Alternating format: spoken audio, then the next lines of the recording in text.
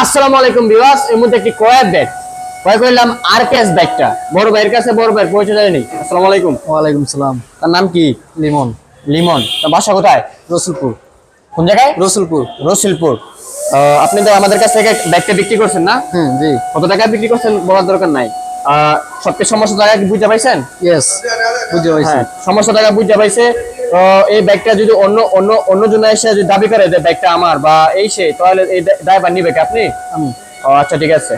তো ভাইয়ের জন্য সকলে দোয়া করবেন, তিনি যেন তার গন্তব্যস্থলে সুন্দরভাবে পৌঁছাতে পারে। তো আবার কি সামনে কি বাইক কিনার চিন্তা ভাবনা আছে নাকি? আছে। মানে বড় বাইক নাকি?